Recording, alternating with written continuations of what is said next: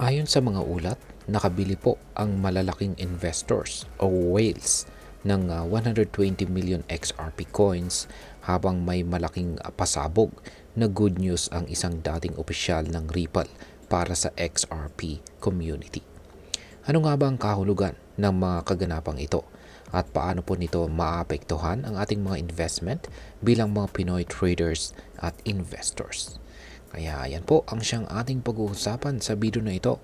Pero bago po tayo magpatuloy, ay nais ko lamang po munang bigyang linaw ang aking disclaimer kung saan ang nilalaman po ng video na ito ay hindi po ito isang financial advice. For education and information purposes lamang po ang layunin nito. At ayan, unahin po natin ang balita tungkol sa pagbili ng mga whales ng 120 million XRP. Ayan. Sa mundo ng crypto, ang mga whales ay mga malalaking investors na kayang magmanipula ng presyo ng isang asset dahil sa laki ng kanilang mga hawak na coins.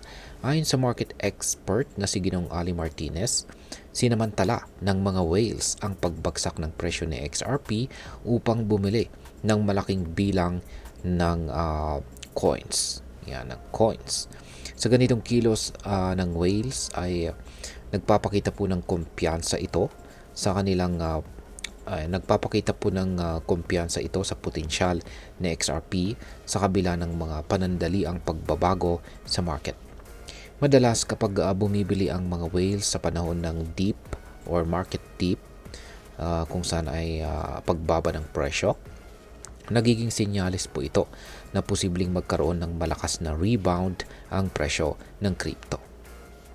Ngayon ay ano ba nga ba ang pasabog na good news na binanggit naman ng ex-Ripple executive? Ayan, bukod po sa pagbili ng mga whales ay may malaking buzz din ngayon ang XRP community dahil po sa pahayag nitong si Ginoong Sean McBride. Isa po siyang dating opisyal ng Ripple. Ayon po sa kanya, may mga darating daw na balitang siguradong magpapasaya sa lahat ng XRP holders. Isa po sa mga nabanggit niya ay ang posibilidad ng launching ng XRP ETF ngayong taon. Ang XRP ETF o Exchange Traded Fund ay magbibigay daan para mas maraming traditional investors ang makapag-invest kay XRP sa mas madaling paraan. Kung matutuloy ito, malaking boost po ito para sa presyo at adoption ni XRP.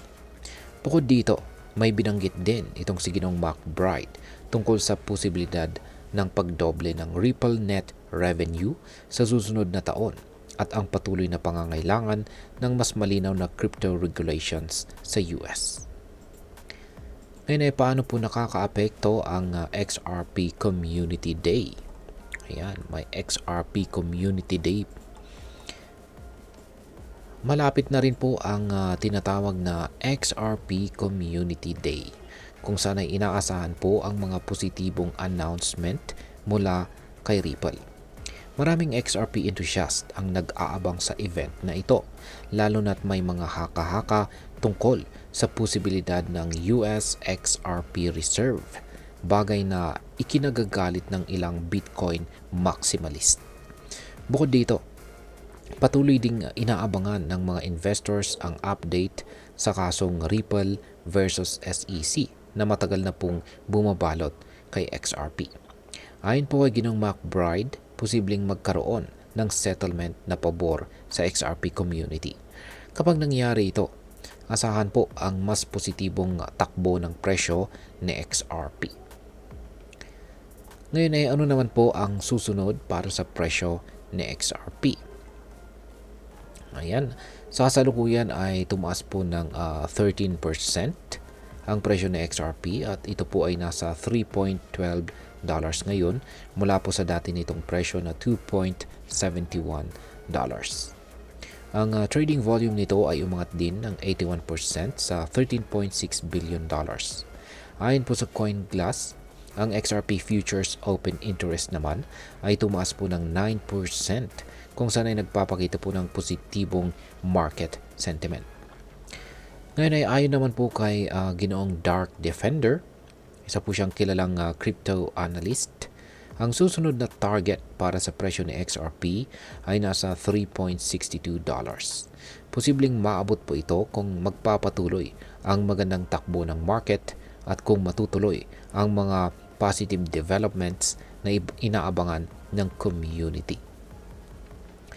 At ngayon ay ano naman ang maaaring maging epekto nito para sa atin bilang mga Pinoy crypto traders at investors na interesado rito kay XRP.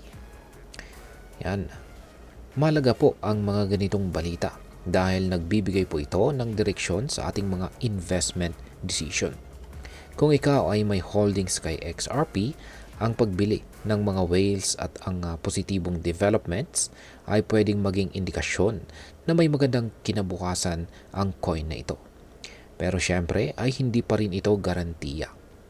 Para sa mga balak naman bumili ng XRP, mainam na aralin muna natin ang sitwasyon ng market at huwag pong mag-all in. Tandaan na ang crypto ay volatile o mabilis pong magbago. Kaya dapat ay meron po tayong disiplina at tamang risk management sa pag-i-invest.